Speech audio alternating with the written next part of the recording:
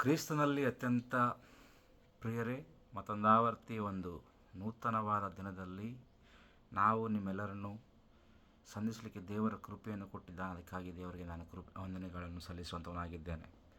ಪ್ರಿಯರೇ, ಮೊಟ್ಟ ಮೊದಲನೇದಾಗಿ ನಾವು ಇವತ್ತು ಕ್ರಿಸ್ತನ ಶ್ರಮೆ, ಮರಣ, ಪುನರುತ್ಥಾನ ದಿನಗಳ ಕಾಲದಲ್ಲಿ, ಅಂದರೆ ಹಾಡು ಭಾಷೆಯಲ್ಲಿ ಹೇಳಬೇಕು, ನಮಗೆ ಗೊತ್ತಿರುವಂಥ ವಿಧಾನದಲ್ಲಿ ನೋಡಬೇಕಾದ್ರೆ ಒಂದು ಭಸ್ಮ ಬುಧವಾರ ಪ್ರಾರಂಭದ ದಿನ ಅಥವಾ ಲೆಂಟ್ ಕಾಲ ಎಂಬುದಾಗಿ ನಾವು ನೋಡಬಹುದು. ಪ್ರಿಯರೇ, ಇವತ್ತು ಮೊದಲನೇ ದಿನದಲ್ಲಿ ನಮಗೆಲ್ಲರೂ ಗೊತ್ತಿರುವಂಥದ್ದೇ ಜಾಸ್ತಿಯಾಗಿ ಇದನ್ನು ಆಳವಾಗಿ ಹೇಳಲಿಕ್ಕೆ ನಾನು ಇಷ್ಟಪಡೋದಿಲ್ಲ. ಆದರೆ ಮೊಟ್ಟ ಮೊದಲಾಗಿ ನಾವು ನೋಡುವಾಗ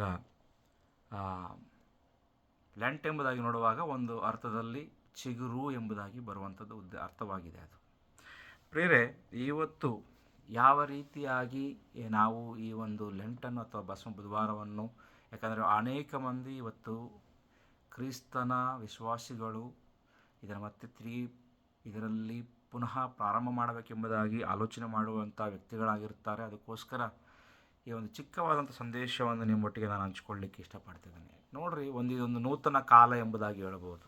ಯಾಕಂದರೆ ಈ ಒಂದು ಶ್ರಮೆ, ಮರಣ, ಪುನರುತ್ಥಾನ ದಿನಗಳು ನಾವು ಆಚರಣೆ ಅಂತಲ್ಲ, ಇದನ್ನು ನಾವು ಆರಂಭ ಮಾಡುವಾಗ ಯಾವ ರೀತಿಯಲ್ಲಿ ಪ್ರಾರಂಭ ಮಾಡಬೇಕು, ಯಾಕಂದರೆ ಇದು ಆಚರಣೆಯಾಗಿ ಇರಬಾರದು ಎಂಬ ಉದ್ದೇಶದಿಂದ ಈ ಒಂದು ವಾಕ್ಯವನ್ನು ನಾನು ಹೇಳಲಿಕ್ಕೆ ಇಷ್ಟಪಡ್ತೇನೆ. ನಾನು ನೋಡುವಾಗ ಹೊಸ ಒಂದು ಕಾಲ ಅಥವಾ ನೂತನವಾದಂಥ ಕಾಲಕ್ಕೆ ನೂತನವಾದಂಥ ಮನಸ್ಸನ್ನು ಹೊಂದಿಕೊಳ್ಳುವ ವ್ಯಕ್ತಿಗಳಾಗಿ ನಾವು ಮೊದಲನೇದಾಗಿ ನಾವು ಇದರಲ್ಲಿ ಪ್ರವೇಶ ಮಾಡಬೇಕಾಗಿದೆ. ಪ್ರೇರೆ, ನೋಡಿರಿ ಪ್ರೇರೆ, ಆ್ಯಶ್ ವೆಡ್ನೆಸ್ಡೇ ಒಂದು ನೋಡುವಾಗ ಮೊದಲನೇ ದಿನದಲ್ಲಿ ಇದಕ್ಕೆ ಬೇಕಾಗಿರುವಂಥ ದೇವರ ವಾಕ್ಯವನ್ನು ನಾವು ನೋಡಿಕೊಳ್ಳೋಣ. ಯೆಹೆಜ್ಕೇಲ್ ಪ್ರವಾದನೆ ಗ್ರಂಥ 36ನೇ ಅಧ್ಯಾಯ 24ರಿಂದ 36ನೇ ವಚನಗಳನ್ನು ನಾವು ನೋಡಿಕೊಳ್ಳುವಾಗ ಅದರಲ್ಲಿ ಪ್ರಾಮುಖ್ಯವಾಗಿ ಒಂದು ವಚನವನ್ನು ನಿಮಗೆ ನಾನು ಓದಲಿಕ್ಕೆ ಇಷ್ಟಪಡುತ್ತೇನೆ. ನಾನು ನಿಮ್ಮ ಮೇಲೆ ನಿರ್ಮಲೋದಕವನ್ನು ಪ್ರೋಕ್ಷಿಸಲು ನೀವು ನಿರ್ಮಲರಾಗುವಿರಿ. ನಿಮ್ಮ ಸಮಸ್ತ ವಿಗ್ರಹಗಳಿಂದಲೂ ಸಕಲ ವಿಧವಾದ ಹೊಲಸಿನಿಂದಲೂ ನಿಮ್ಮನ್ನು ಶುದ್ಧಿ ಮಾಡುವೆನೆಂಬುದಾಗಿ ಹೇಳ್ತಾ ಇದ್ದಾನೆ ದೇವರು. ಇಲ್ಲಿ ನಾನು ನೋಡುವಾಗ ಪ್ರೇರೆ, ಇದರ ಪರಿಚಯವನ್ನು ನಾನು ನೋಡುವಾಗ ಇದು ಒಂದು ಪಶ್ಚಾತ್ತಾಪದ ಕಾಲ ಎಂಬುದಾಗಿ ನೋಡಬಹುದು. ಈ ಒಂದು ಸೀಸನ್, ಲೆಂಟ್ ಸೀಸನ್ ನೋಡುವಾಗ ಅಷ್ಟು ಮಾತ್ರಕ್ಕಲ್ಲ, ಒಂದು ನಮ್ಮ ಆತ್ಮಗಳನ್ನು ಪರಿಶೀಲನೆ ಮಾಡಿಕೊಳ್ಳುವಂಥ ಒಂದು ಸಮಯ ಅಂತ ಹೇಳ್ಕೊಳ್ಬೋದು.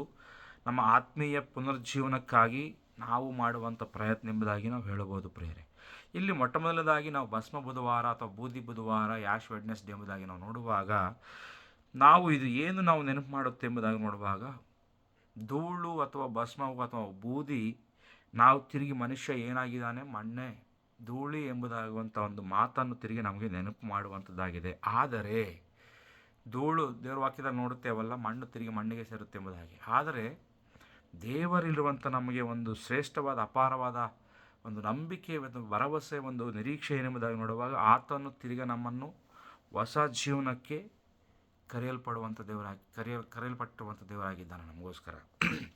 ಅದಕ್ಕೋಸ್ಕರ ಈ ಒಂದು ಲೆಂಟ್ ಸೀಸನ್, ಈ ಒಂದು ಕಾಲವನ್ನು ಕೇವಲ ಒಂದು ಹೊರತೋರಿಕೆಗಾಗಿ ಅಲ್ಲ, ಆದರೆ ಒಳಗಿನ ಪರಿವರ್ತನೆಗಾಗಿ ನಾವು ಪ್ರಾರಂಭ ಮಾಡಬೇಕಾಗಿದೆ. ಪ್ರಿಯರೇ, ಮೊಟ್ಟ ಮೊದಲನೇ ವಿಷಯ ನೋಡುವಾಗ ದೇವರು ವಾಗ್ದಾನ ಮಾಡುವಂಥ ಹೊಸ ಹೃದಯ. ನಾನು ಆವಾಗಲೇ ಓದಿರೋ ಪ್ರಕಾರ ಆತನು ಹೇಳ್ತಿರುವಂಥ ಮಾತೇನೆಂಬುದಾಗಿ ನೋಡುವಾಗ ಆತನು ನೂತನ ಹೃದಯವನ್ನು ನಮಗೆ ಒದಗಿಸಿಕೊಡುವಂಥ ದೇವರಾಗಿದ್ದಾನೆ ಎಂಬುದಾಗಿ ನೋಡ್ತಾ ಇದ್ದೇವೆ. ನಾನು 26ನೇ ವಚನದಲ್ಲಿ ನೋಡುವಾಗ, ಯೆಹೆಜ್ಕೇಲ್ 36ನೇ ಅಧ್ಯಾಯ 26ನೇ ವಚನ, ನಾನು ನಿಮಗೆ ಹೊಸ ಮನಸ್ಸನ್ನು ಕೊಟ್ಟು ನಿಮ್ಮಲ್ಲಿ ನೂತನ ಸ್ವಭಾವವನ್ನು ಹುಟ್ಟಿಸುವೆನು, ಕಲ್ಲಾದ ಹೃದಯವನ್ನು ನಿಮ್ಮೊಳಗಿಂದ ತೆಗೆದು ಮೃದುವಾದ ಹೃದಯವನ್ನು ನಿಮಗೆ ದಯಪಾಲಿಸುವನು ಎಂಬುದಾಗಿ ಆತನು ಹೇಳ್ತಿದ್ದಾನೆ.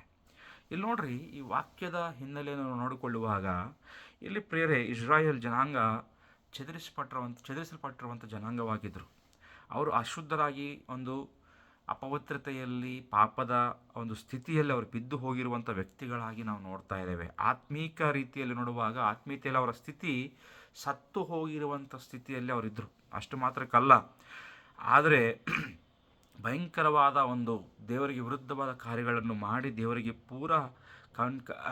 ಅಂದರೆ ಪರಿಪೂರ್ಣವಾಗಿ ದೇವರಿಂದ ದೂರ ಹೋಗಿರುವಂಥ ಈ ಜನಾಂಗವಾಗಿ ಇಸ್ರಾಯೇಲ್ ಜನಾಂಗದ ಚರಿತ್ರೆಯನ್ನು ನಾವು ನೋಡಬಹುದು ಈ ಸಂದರ್ಭದಲ್ಲಿ. ಆದರೆ ದೇವರದೆಲ್ಲವನ್ನು ನೆನೆಸಿಕೊಂಡು ಅವರನ್ನು ಶಿಕ್ಷಿಸದೆ, ಆತನು ಮಾಡ್ತಿರುವಂಥ ಶಿಕ್ಷೆಯಿಂದ ಪ್ರಾರಂಭ ಮಾಡದೆ ಆತನು ಪುನಃಸ್ಥಾಪನೆಯಿಂದ ಪ್ರಾರಂಭ ಮಾಡಬೇಕೆಂಬುದಾಗಿ ಆಶೆ ಪಡುವಂಥ ದೇವರಾಗಿ ಇಲ್ಲಿ ನಾವು ನೋಡ್ತಾ ಇದ್ದೇವೆ. ಅದಕ್ಕೆ ಹೇಳ್ತಾ ಇದ್ದಾನೆ, ನಾನು ಏನಂತೆ 25 ವರ್ಷದಲ್ಲಿ ನಾನು ನಿಮ್ಮ ಮೇಲೆ ನಿರ್ಮಲೋದಕವನ್ನು ಪ್ರೋಕ್ಷಿಸಲು, ನಿರ್ಮಲವಾದ ಉದಕವನ್ನು ನಿಮ್ಮ ಮೇಲೆ ಪ್ರೋಕ್ಷಣೆ ಮಾಡ್ತಾ ಇದ್ದಾನೆ.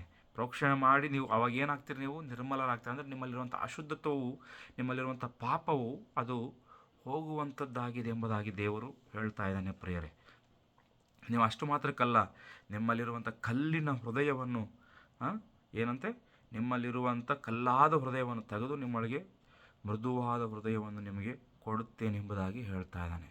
ಇಲ್ಲ ನೋಡುವಾಗ ಪ್ರಿಯರೇ, ಪುನರ್ಜೀವನ ದೇವರಿಂದಲೇ ಅದು ಆರಂಭವಾಗುವಂಥದ್ದಾಗಿದೆ. ಅದು ಯಾವ ಮನುಷ್ಯನ ಕ್ರಿಯೆಗಳಿಂದ ಪುನರ್ಜೀವನೆ ಬರಲಿಕ್ಕೆ ಸಾಧ್ಯವೂ ಇಲ್ಲ. ಮಾನವನ ಕೃತ್ಯಗಳಿಂದ ಪುನರ್ಜೀವನೆ ಹೊಂದಿಕೊಳ್ಳಲಿಕ್ಕೆ ಸಾಧ್ಯವಿಲ್ಲ. ಅಷ್ಟು ಮಾತ್ರಕ್ಕಲ್ಲ, ಪಾಪ ಶುದ್ಧೀಕರಣವಾದ ದೇವರ ಕೃಪೆ ಎಂಬುದಾಗಿ ನಾವು ನೋಡ್ತೇವೆ. ಅಪೊಸ್ತಲನಾದ ಪೌಲನ ಎಫೆಸ ಪತ್ರಿಕೆಯಲ್ಲಿ ಸ್ಪಷ್ಟವಾಗಿ ಹೇಳ್ತದೆ, ನಾವು ರಕ್ಷಣೆ ಹೊಂದಿಕೊಳ್ಳೋದು ಕೇವಲ ದೇವರ ಕೃಪೆ ಎಂಬುದಾಗಿ. ಅಷ್ಟು ಮಾತ್ರಕ್ಕಲ್ಲ ಪ್ರಿಯರೇ, ಹೃದಯದ ಬದಲಾದಾಗ ಜೀವನವೂ ಸಹ ಬದಲಾಗುವಂಥದ್ದಾಗಿದೆ. ಯಾವಾಗ ಹೃದಯವು ಬದಲಾಗುವುದಿಲ್ಲವೋ ನಾವು ಮನುಷ್ಯನ ಖಂಡಿತ ಬದಲಾಗಲಿಕ್ಕೆ ಸಾಧ್ಯವಿಲ್ಲ. ಒಳಗಿನ ಹೃದಯ ಇಲ್ಲಿ ಬದಲಾದಾಗ ಮಾತ್ರ ಹೊರಗಿನ ಮನುಷ್ಯನ ಜೀವನ, ಅದರ ಬದಲಾವಣೆ ನಾವು ಕಾಣಲಿಕ್ಕೆ ಸಾಧ್ಯ. ಈ ಒಂದು ಬದಲಾದ ಜೀವನದಿಂದ ದೇವರ ಕಡೆಗೆ ನಾವು ಬರುವುದಾದರೆ ದೇವರನ್ನು ಮಹಿಮೆಪಡಿಸುವಂಥ ವ್ಯಕ್ತಿಗಳಾಗಿ ಈ ಒಂದು ನೂತನ ಕಾಲದಲ್ಲಿ, ಈ ಒಂದು ಲೆಂಟ್ ಕಾಲದಲ್ಲಿ ನಾವು ಆತನನ್ನು ಗೌರವಿಸಿ ಆತನನ್ನು ಮಹಿಮೆಪಡಿಸುವಂಥ ವ್ಯಕ್ತಿಗಳಾಗಿ ನಾವು ಇರಲಿಕ್ಕೆ ಸಾಧ್ಯವಾಗುತ್ತದೆ ಪ್ರಿಯರೇ. ಅದಕ್ಕೋಸ್ಕರ ಮೊಟ್ಟ ಮೊದಲನೇ ವಿಷಯ ನೋಡಿದೆವಲ್ಲ, ದೇವರು ನಮಗೆ ಹೊಸ ಹೃದಯವನ್ನು ಕೊಡುವಂಥವನಾಗಿದ್ದಾನೆ. ಎರಡನೇದಾಗಿ ನೋಡುವಾಗ ದೇವರ ಕೃಪೆ ಎಷ್ಟು ಆಳ, ಎಷ್ಟು ಒಂದು ಅದು ಅಗಾಧವಾದದ್ದು ಎಂಬುದಾಗಿ ನಾವು ನೋಡೋದಾದರೆ ಅದು ಆಶ್ಚರ್ಯ ನಮಗೆ ಮೂಡಿಸುವಂಥದ್ದಾಗಿದೆ ಪ್ರಿಯರೇ. ಯಾವ ರೀತಿಯಲ್ಲಿ ಎಂಬುದಾಗಿ ನೋಡುವಾಗ ಬನ್ನಿ ನನ್ನೊಟ್ಟಿಗೆ ರೋಮಾಪುರದವರಿಗೆ 11ನೇ ಅಧ್ಯಾಯ ನಾವು ತಿಳಿಸ್ಕೊಳ್ಳೋಣ. ರೋಮಾಪುರದವರ ಪತ್ರಿಕೆ 11ನೇ ಅಧ್ಯಾಯ ನೋಡುವಾಗ ಅಲ್ಲಿ ದೇವರ ವಾಕ್ಯ ಹೇಳುವಂಥದ್ದಾಗಿದೆ ಪ್ರಿಯರೇ. 11ನೇ ಅಧ್ಯಾಯ 33ನೇ ವಚನ ನಾವು ನೋಡಿಕೊಳ್ಳುವಾಗದಾದರೆ ಆತನ ವಾಕ್ಯದಲ್ಲಿ ಅಪೊಸ್ತಲನಾದ ಪೌಲನು ಹೇಳ್ತಿದ್ದಾನೆ ಮಾತು ಅಂತಂದರೆ, ಆಹಾ, ದೇವರ ಆಶ್ಚರ್ಯವು, ಜ್ಞಾನವೂ ವಿವೇಕವೂ ಎಷ್ಟೋ ಅಗಾಧ, ಆತನ ತೀರ್ಮಾನಗಳು ಪರಿಶೋಧನೆಗೆ ಎಷ್ಟೋ ಅಗಮ್ಯ, ಆತನ ಮಾರ್ಗಗಳು ಕಂಡುಹಿಡಿಯೋದಕ್ಕೆ ಎಷ್ಟೋ ಅಸಾಧ್ಯ. ಕರ್ತನ ಮನಸ್ಸನ್ನು ತಿಳ್ಕೊಂಡವನಾರು? ಆತನಿಗೆ ಆಲೋಚನೆಕರ್ತನು ಯಾರು? ಮೊದಲು ಆತನಿಗೆ ಕೊಟ್ಟು ಪ್ರತಿಫಲವನ್ನು ತೆಗೆದುಕೊಳ್ಳುವನು ಯಾರು? ಸಮಸ್ತವೂ ಆತನಿಂದ ಉತ್ಪತ್ತಿಯಾಗಿ ಆತನಿಂದ ನಡೆಯುತ್ತಾ ಆತನಿಗಾಗಿ ಇರುತ್ತದೆ. ಆತನಿಗೆ ಸದಾಕಾಲವು ಸ್ತೋತ್ರ, ಆಮೇನ್ ಎಂಬುದಾಗಿ ಇಲ್ಲಿ ನೋಡ್ತಾ ಇದ್ದೇವೆ. 33ನೇ ವಚನದಾಗ ನೋಡುವಾಗ ಸ್ಪಷ್ಟವಾಗಿ, ಆಹಾ, ದೇವರ ಐಶ್ವರ್ಯವೂ ಜ್ಞಾನವೂ ವಿವೇಕವೂ ಎಷ್ಟೋ ಅಗಾಧ, ಆತನ ತೀರ್ಮಾನಗಳು ಪರಿಶೋಧನೆಗೆ ಎಷ್ಟೋ ಅಗಮ್ಯ, ಆತನ ಮಾರ್ಗಗಳು ಕಂಡುಹಿಡಿಯೋದಕ್ಕೆ ಎಷ್ಟೋ ಅಸಾಧ್ಯ. ಏನು ಅರ್ಥ ಆಗುತ್ತಿಲ್ಲ ನಮಗೆ ನೋಡುವಾಗ? ಪೌಲ್ ನಮಗೆ ಹೇಳ್ತಿರುವಂಥ ಮಾತೇನೆಂಬುದಾಗಿ ನೋಡುವಾಗ, ಈ ವಾಕ್ಯವನ್ನು ನೋಡುವಾಗ ಒಂದು ವಿಸ್ಮಯ, ಒಂದು ಆಶ್ಚರ್ಯಕಾದಂಥ ಕಾರ್ಯಗಳನ್ನು ನಾವು ನೋಡ್ತೇವೆ. ಅಂದರೆ ದೇವರ ಒಂದು ಜ್ಞಾನವನ್ನು, ಆತನ ಬುದ್ಧಿಯನ್ನು, ಆತನ ಆಲೋಚನೆಯನ್ನು ತಿಳ್ಕೊಳ್ಳುವ ಮನುಷ್ಯನಿಗೆ ಯಾರಿಗೂ ಅದು ಸಾಧ್ಯವಿಲ್ಲ. ಅಷ್ಟು ಶ್ರೇಷ್ಠವಾದ, ಅಷ್ಟು ಶಕ್ತಿ, ಅಷ್ಟು ಸಾರ್ವಭೌಮತ್ವವನ್ನು ಹೊಂದಿಕೊಂಡಿರುವಂಥ ದೇವರನ್ನು ನಾವು ಹೊಂದಿಕೊಂಡಿದ್ದೇವೆ.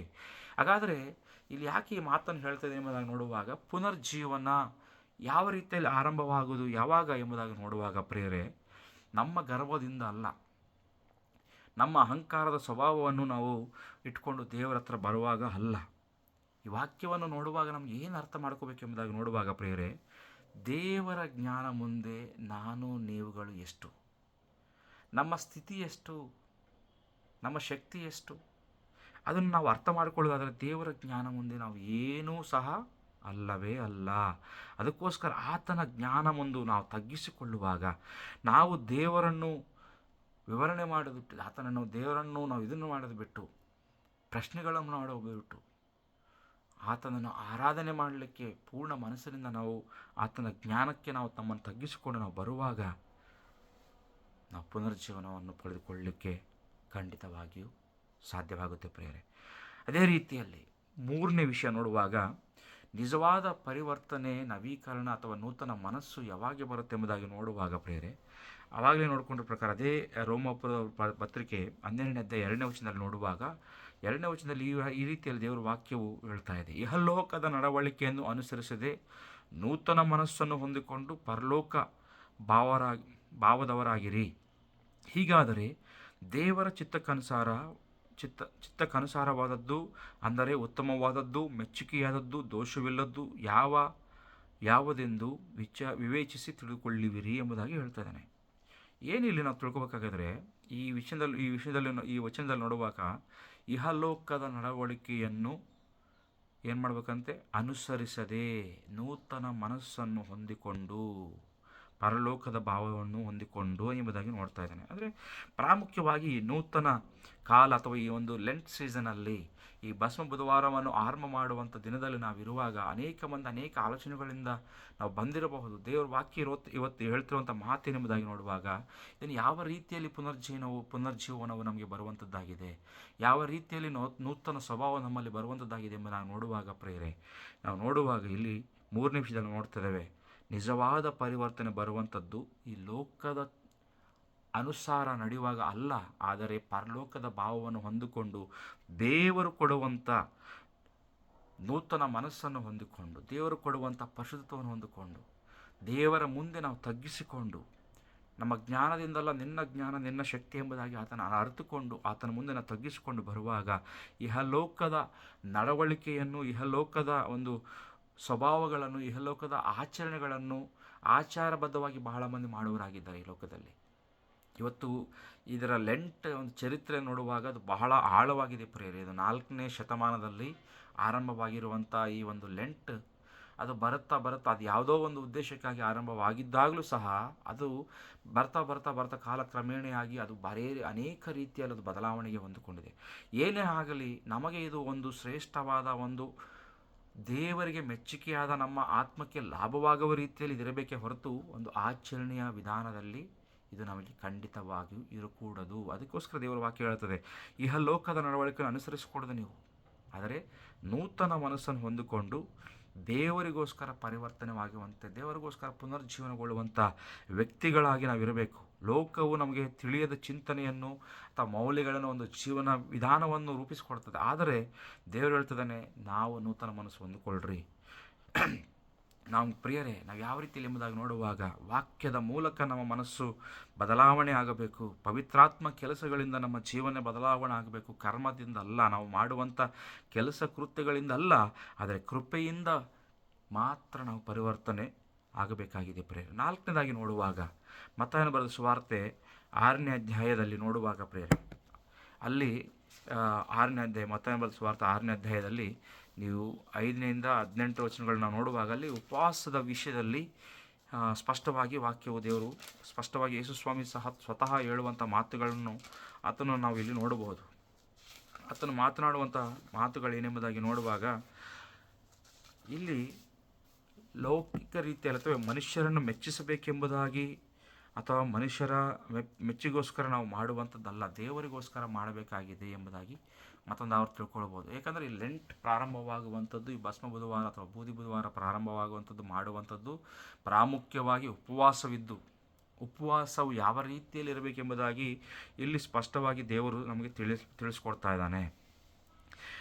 ಇದು ಯಾರಿಗೋಸ್ಕರ ಅಲ್ಲ, ಮಾನವರಿಗೋಸ್ಕರ ಅಲ್ಲ, ಮನುಷ್ಯನಿಗೋಸ್ಕರ ನೀನು ಮಾಡುವಂಥ ಕಾರ್ಯ ಅಲ್ಲ, ಆದರೆ ದೇವರಿಗೋಸ್ಕರ ಮಾಡುವಂಥ ಕಾರ್ಯ ಎಂಬುದಾಗಿ ನಾವು ನೋಡ್ತಾ ಇದ್ದೇವೆ. ಅಂತರಂಗದಲ್ಲಿ ದೇವರು ನೋಡುವನಾಗಿದ್ದಾನೆ. ಅಂತರಂಗದಲ್ಲಿ ದೇವರು ನೋಡುವಾಗ ನಿನಗೆ ಪ್ರತಿಫಲವನ್ನು ಕೊಡುವಂಥ ದೇವರಾಗಿದ್ದಾನೆ ಎಂಬುದಾಗಿ ನಾವು ತಿಳ್ಕೊಳ್ಬೇಕಲ್ಲ ಪ್ರೇರೆ. ಪ್ರಾರ್ಥನೆ ಕೇವಲ ಒಂದು ಪ್ರದರ್ಶನವಾಗಿ ಇರಕೂಡದು, ಆದರೆ ಉಪವಾಸ ಒಂದು ಆಚರಣೆಯಾಗಿ ಇರಕೂಡದು, ಆದರೆ ಆತ್ಮಶೋಧನೆಯಾಗಿ ಆತ್ಮ ಪರಿಶೀಲನೆ ಮಾಡಿಕೊಳ್ಳುವಂಥ ರೀತಿಯಲ್ಲಿ ನಮ್ಮ ಉಪವಾಸ ಇರಬೇಕು.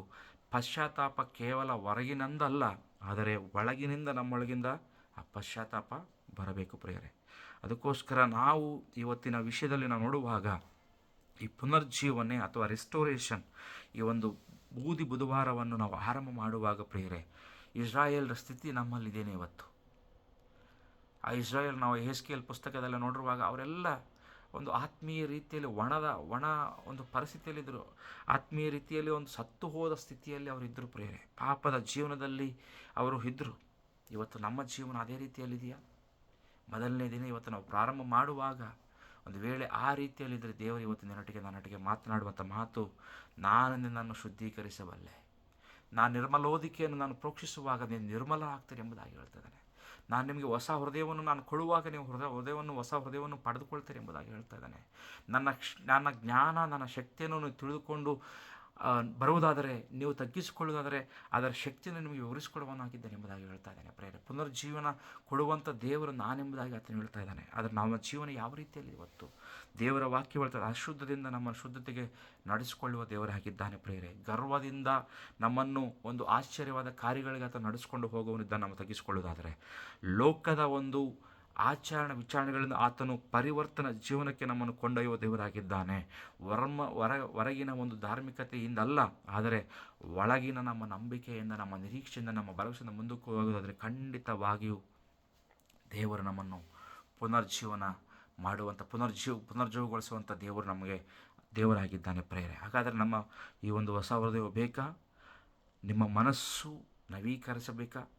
ನಿಮ್ಮ ಪ್ರಾರ್ಥನೆ ಮತ್ತು ಉಪವಾಸ ಯಾವ ರೀತಿಯಲ್ಲಿದೆ ಇವತ್ತು? ಜೀವಂತವಾಗಿದೆಯಾ, ಅಥವಾ ಒಂದು ರೂಢಿಯಾಗಿ ಒಂದು ಕೇವಲ ಆಚಾರ ವಿಚಾರವಾಗಿ ಇವತ್ತು ನಮ್ಮ ಜೀವನ ಇದೆಯಾ? ನಮ್ಮನ್ನು ನಾವು ಪರೀಕ್ಷಿಸಿಕೊಳ್ಳೋಣ, ದೇವರ ಮುಂದೆ ತಗ್ಗಿಸಿಕೊಳ್ಳೋಣ. ಈ ಒಂದು ಪ್ರಾರಂಭವು ನಿಜವಾಗಲೂ ನಮ್ಮ ಆತ್ಮೀಯ ಜೀವನದಲ್ಲಿ ಅನೇಕ ರೀತಿಯಲ್ಲಿ ನಮಗೆ ಬದಲಾವಣೆ ತಂದು, ದೇವರಿಗೆ ಮೆಚ್ಚುಗೆಯಾಗಿ, ಆತನ ಶಕ್ತಿಯನ್ನು ತಿಳಿದುಕೊಂಡು, ಆತನ ಮುಂದೆ ನಾವು ಪಾಪಿಗಳೆಂಬುದಾಗಿ ಅರ್ಥ ಮಾಡಿಕೊಂಡು, ಬೂದಿ ಎಂಬುದಾಗಿ ನೋಡುವಾಗ ನಾವು ಮಣ್ಣೇ, ಆದರೆ ನಮ್ಮನ್ನು ತಿರುಗಿ ಪುನರ್ಜೀಗೊಳಿಸುವಂಥ ದೇವರು ಕೇವಲ ನಮ್ಮ ದೇವರು ಮಾತ್ರ. ಅದು ಅರ್ಥ ಮಾಡಿಕೊಂಡು ನಾವು ಮಾಡುವಂಥ ಈ ಒಂದು 40 ದಿನ ಉಪವಾಸ ದಿನಗಳು ಕೇವಲ ಆಚಾರವಾಗಿ, ವಿಚಾರವಾಗಿ, ಲೌಕಿಕ ವಿಷಯಗಳನ್ನು ಹೊಂದಿಕೊಂಡು ಮಾಡುವುದಾದರೆ ದೇವರಿಗೆ ಎಷ್ಟು ಮಾತ್ರ ಇಷ್ಟಪಡುವಂಥನಲ್ಲ. ಅದವೆಲ್ಲವನ್ನು ಬಿಟ್ಟು ನೂತನ ಮನಸ್ಸನ್ನು ಹೊಂದಿಕೊಂಡು, ನೂತನ ಹೃದಯವನ್ನು ಬಂದುಕೊಂಡು, ಪರಿಶುದ್ಧ ಕಡೆಗೆ ನಾವು ನಡೆದುಕೊಂಡು, ಪಶ್ಚಾತ್ತಾಪಟ್ಟು ಅಂತರಂಗದಿಂದ ಆತನನ್ನು ಆರಾಧಿಸುವಾಗ, ಆತನ ಶಕ್ತಿಯನ್ನು ತಿಳ್ಕೊಂಡು ಆತನ ಮುಂದೆ ತಗ್ಗಿಸಿಕೊಳ್ಳುವುದಾದರೆ ಖಂಡಿತವಾಗಿ ನಿನ್ನಲ್ಲಿ ದೇವರು ಹೊಸ ಹೃದಯವನ್ನು ಕೊಡುವಂಥ ದೇವರಾಗಿದ್ದಾನೆ. ನೂತನ ಬದಲಾವಣೆ ನೀನು ನೀಡುವಂತಾಗಿದ್ದೆ. ಖಂಡಿತವಾಗಿ ನಿನ್ನಲ್ಲಿ ಮತ್ತೆ ಆತ್ಮೀಯ ಬಲವನ್ನು, ಆತ್ಮೀಯ ಶಕ್ತಿಯನ್ನು, ಆತ್ಮೀಯ ಪುನಃಸ್ಥಾಪನೆಯನ್ನು ದೇವರು ಕೊಡುವಂಥವನಾಗಿದ್ದಾನೆ. ಹಾಗಾದರೆ ದೇವರು ಆ ರೀತಿಯಲ್ಲಿ ನಮ್ಮನ್ನು ಆಶೀರ್ವಾದ ಮಾಡಲಿ. ನಿಮ್ಮೆಲ್ಲರನ್ನು ದೇವರು ಖಂಡಿತವಾಗಿಯೂ ಆಶೀರ್ವಾದ ಮಾಡುತ್ತಾನೆ. ಆಮೇಲೆ